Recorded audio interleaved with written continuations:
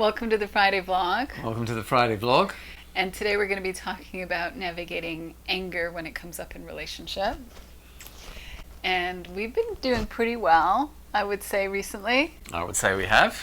And things got a little heated, not between us. You got angry yesterday, but we managed to avert any kind of negative interaction between the two of us. I would say, yeah, we did an admirable job. So I think that maybe I did an admirable job of avoiding the pitfalls of entering into the realms of anger and dismay. Yes, and I think that's why it'd be good to talk about. And we can do a comparison and contrast, because there have been other Mother's Days in the distant past where I've had my own meltdowns and it's not gone well. There was one particular episode that I seem to recall in the quite now distant past where you got upset on Mother's Day. Yes, I do recall.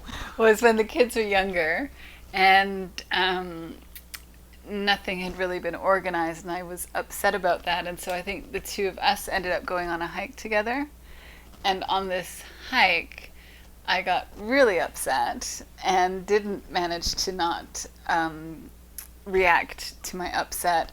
And so Angus and I normally go on this hiking trail that is, half an hour there, half an hour back. I know that trail really well. And I got angry with him and got reactive.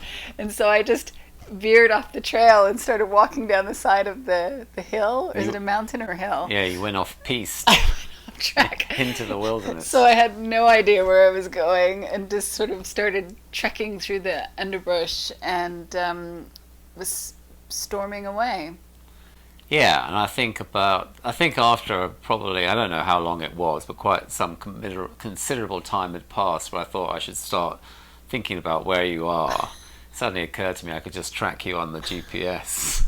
On my phone. And then I was able to find you quite easily, but you had gone quite far afield. Well, I managed to go all the way down that hill and up to Topanga Canyon, as far as I remember. You do. The actual road. You literally. I got to the bottom. I got to the point where you were finding your way back to civilization.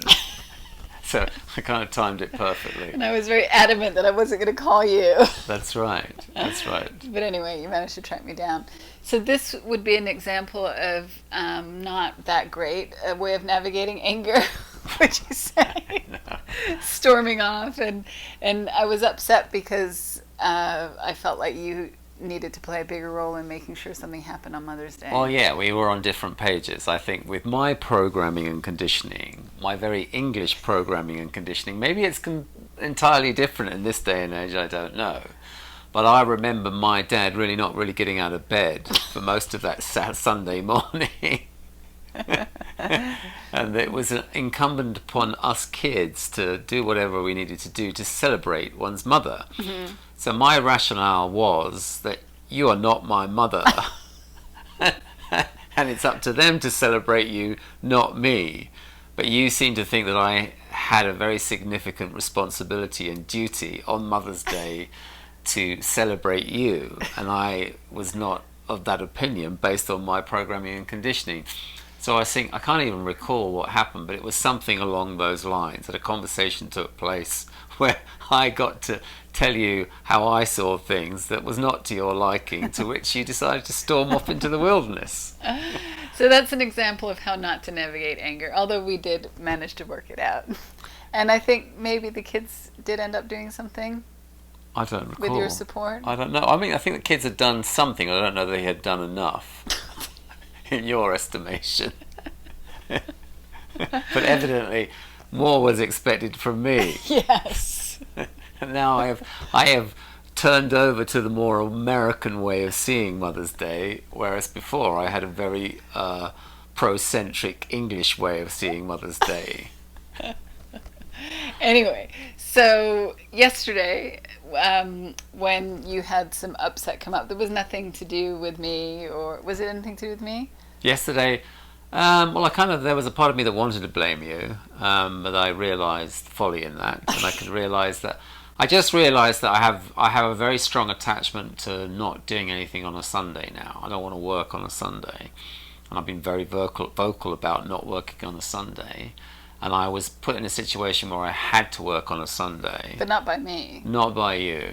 And then I felt this tremendous knot in my stomach of anger And that what's so interesting for me now is that now I'm in a position to sort of be more observant of that knot, rather than feel like I need to use that as fuel to feed my analytical mind and my ego that is desperate to find some sort of reason why I'm feeling this way.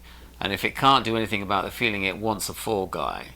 So I could see that I was trying to put myself in a position where I could blame you or blame someone, because I just felt like I really needed to get rid of that feeling. So it's almost like there's a pressure cooker that has been building, and that knot in my stomach is kind of like pressure wanting to release itself.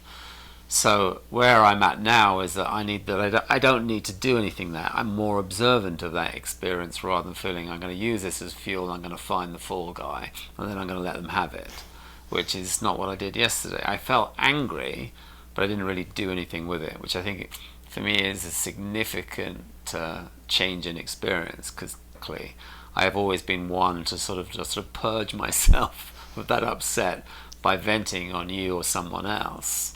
And yesterday, the experience I had was that this knot will go away.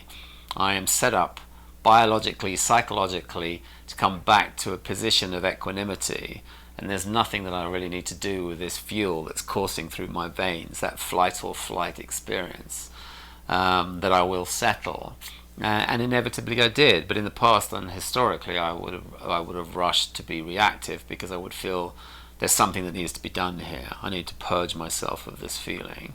And really it's just a feeling. There's nothing I need to do with it. So that was significant, and I guess that's where hopefully I'm at now in terms of how I deal with those kind of feelings.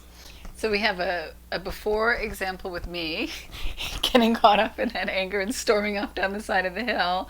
And then we have an after example of you being able to not be reactive to it, to recognize that it's uncomfortable in the moment, but that it's not something that you want to have driving your behavior. Yeah. And to find equilibrium once it settles down. Yeah, and what I have had a tendency to do is to feel, and it's not even that I'm consciously aware of this, is that I'm using my analytical mind to go and find a reason why. I'm trying to manage that feeling, which is tantamount to me being in the possession of a cigarette lighter and trying to light my way and observe the fuel. I'm observing the fuel with my cigarette lighter, and chances are the whole thing is going to blow up in my face, rather than just realize, you know what, there's not much I can do with this feeling. I'm having this feeling. It will dissipate without my interference or need to manage. And certainly not by feeling like I need to illuminate it with something flammable, which is tantamount to saying, for me, is that I don't need to use my intellect to figure out something that really was my intellect that got me into trouble in the first place. Yeah, I like that. Yeah. And then once you settled down, were there things to address at that point? No, maybe just an awareness of how I could get caught up and how things could go south, and I could just invite more members to that party. You being the top of the list. So we hope this is helpful. Basically, we're recognizing that anger is a normal, healthy emotion that comes up in all of us from time to time as human beings, and that we can, in my case, really get on board with it, become reactive with it, and use that as fuel to storm off down the side of the mountain. Or you could stay present to it, have some spaciousness around it, and just simply let it move through you. Yeah. And if there had been something to address, you would have addressed it, I'm assuming, once you settled down. Yeah, I kind of like equate it to being a bit like a drag racer. When a drag racer starts the race, its wheels, the front axle comes off the ground, and the back wheels tail spin, and there's literally no traction or progress being made at that point. But when the wheels come down and you start moving forward, that would be where I would probably want to make my decisions, where I'm feeling a little bit more settled. But no chance when I'm like dealing with like sudden turbocharge of flight or flight fuel. Yeah. And I don't think anger is a bad thing per se on those terms. No. It's like it's just an indicator that something needs to be addressed. But typically I would probably rush in and feel like, oh, what are we going to do? Do something? Rather than kind of like just allow myself to experience the feeling, let it settle a bit, and then make my decisions. Yeah, and if there is something that needs to be handled immediately in the moment, we typically just handle that. Yeah. But Yeah. often there isn't anything immediate. It's just a desire to discharge the discomfort, but often in ways that creates more suffering for ourselves and sometimes for those around us. Yeah, isn't it? It's more of a case of me wanting to discharge or wanting to handle the discomfort rather than to look at what this anger is saying. And I think that with a more settled mind, I'll be able to observe the anger, get a sense of what it's pointing to me to, rather than before it'd be like, "Oh, don't like anger, it's uncomfortable." I need to do something with it immediately, and generally that's me venting in some way. Yeah. And for some of us, we might have a lot of space for the feeling of anger, but we might have less space for another emotion such as anxiety or sadness. And so we can stay open to any of those kinds of emotional experiences when they show up. And in that ability to be with it and be present to it, it tends to move through us more gracefully.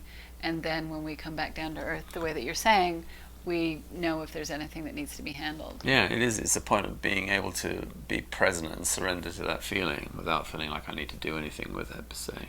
Yeah. And that tightness that you felt like with the anger, it didn't really take that long to move through you. No, it didn't. So, Yeah. well, we hope you find this helpful for yourself as you navigate feelings like anger or other emotions that you might find challenging. Take care. Take care.